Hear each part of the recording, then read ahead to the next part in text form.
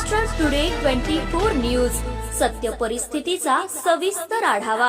केंद्र सरकार, भाजप व RSS वर प्रकाश आंबेडकर यांची जोरदार टीका। वंचित बहुजन आघाडीचे राष्ट्रीय अध्यक्ष प्रकाश आंबेडकर यांनी आज यवतमाळ येथे घेतलेल्या पत्रकार परिषदेत पंतप्रधान नरेंद्र मोदी यांच्या नेतृत्वाखालील केंद्र सरकार, भाजप व राष्ट्रीय स्वयंसेवक संघ यांच्यावर जोरदार टीका केली। देशातील विविध घडामोडींवर भाष्य करत त्यांनी सरकारच्या धोरणांवर प्रश्नचिन्ह उपस्थित केले।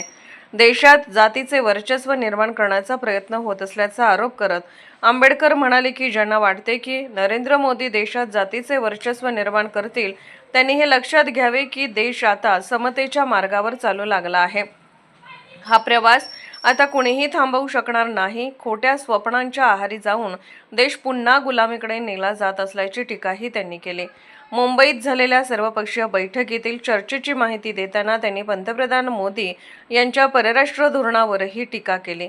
रशियाकडून तेल खरेदीच्या मुद्द्यांवर अमेरिकेचा प्रभाव असल्याचा आरोप करत मोदी हे मुद्रा मॅनवरून मुजरा मॅन झाले आहेत, असा टोला त्यांनी लगावला। यावेळी त्यांनी एप्स्टीन प्रकरण, देशातील वाढती अराजकता, गॅस टंचाई आणि खत टंचाई या मुद्द्यांवरही भाष्य केले। देशातील परिस्थिती चिंताजनक असल्याचा दावा करत त्यांनी केंद्र सरकारवर निशाणा साधला। दरम्यान वंचित बहुजन आघाडीच्या वतीने 23 मार्च रोजी नागपूर येथे असलेल्या संघ मुख्यालयावर मोर्चा काढण्यात येणार असल्याची घोषणा त्यांनी केली। देशात एवढी अस्थिरता आणि अराजकता असूनही तुम्ही नरेंद्र मोदींचा राजीनामा का मागत नाही, असा जाब या मोर्चाच्या माध्यमातून संघाला विचारण्यात येणार असल्याचे त्यांनी स्पष्ट केले। सदर पत्रकार परिषदेला वंचित बहुजन आघाडीचे जिल्हा अध्यक्ष व नगरसेवक डॉक्टर नीरज वाघमारे यांच्यासह पक्षाचे अनेक पदाधिकारी उपस्थित होते। मुंबईमध्ये जे BJPच्या विरोधात आहेत अशांची असणारी बैठक बोलवण्यात आली होती। त्या बैठकीमध्ये काँग्रेस पक्षाचे अध्यक्ष हर्षवर्धन सपकाळ, आप आदमीचे असणारे प्रतिनिधी आणि डाव्या पक्षांचे असणारे प्रतिनिधी उपस्थित होते। त्याच्याचबरोबर एक 12 ते 13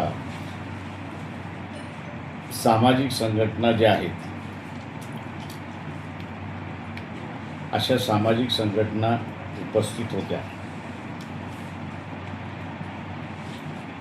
या बैठकीमध्ये 3 मुद्द्यांवरती चर्चा झाली। एक म्हणजे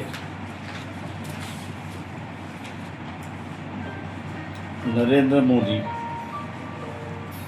यांनी अमेरिकेबरोबर केलेला असणारा करारनामा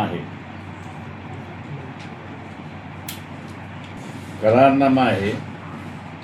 त्या करारनाम्याचं पार्लमेंटमध्ये फक्त एकाच मुद्द्यावरती चर्चा झाली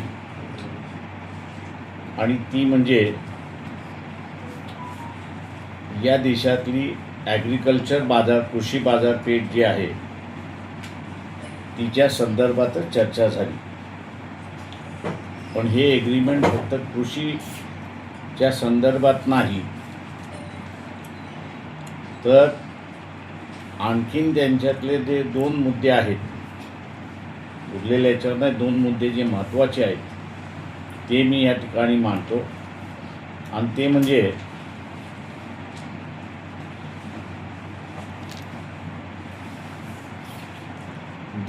फॉरेन पॉलिसीच्या संदर्भात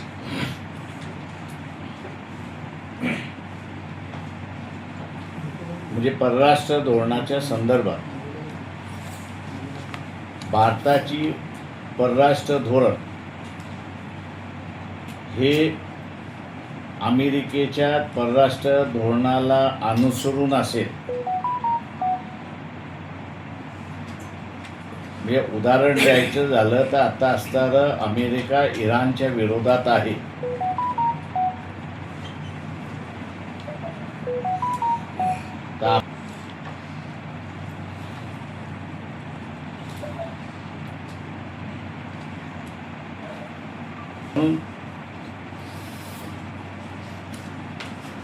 रशिया आणि अमेरिका हे दोघंही एकमेकांच्या विरोधात आहेत.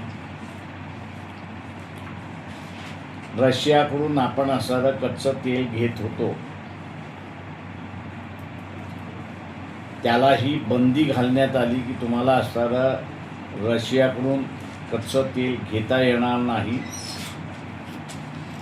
आणि पंतप्रधान नरेंद्र मोदी की जे एका काळी मुद्रा मोदी होते, ते आता मुजरा मोदी झालेले आहेत. अमेरिका जसं सांगेल तसं ते मुजरा करायला लागलेत, अशी परिस्थिती आहे. रशियाकडून तेल बंद केलं. या युद्धामध्ये आखाती देशातून तेल येत नाही, म्हणून महिन्याभरासाठी तुम्हाला रशियाकडून तेल विकत घेण्याची परवानगी देण्यात आली. आणि पुन्हा मोदीने मुजरा करत रशियाकडून असणारं तेल विकत घेतलं, अशी असणारी परिस्थिती आहे. दुसरं जे आहे ते फायनान्स सेक्टर आहे, म्हणजे अर्थव्यवस्था आहे. या अर्थव्यवस्थेमध्ये अमेरिकेमधनं येणारा सगळा माल हा 0 टॅरिफवरती येईल. आणि भारताकडून जाणारा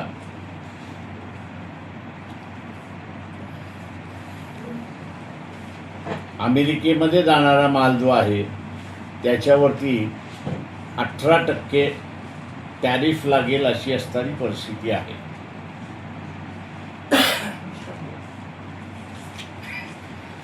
परराष्ट्र धोरण ज्यावेळेस अमेरिकेच्या बाजूने असेल, ज्यावेळेस म्हणतो, त्यावेळेस या देशाची सार्वभौम पॉलिटिकल सार्वभौम जी आहे ती पूर्णपणे संपवलेली आहे. आणि ज्यावेळेस आपण असणारा इथला मार्केट,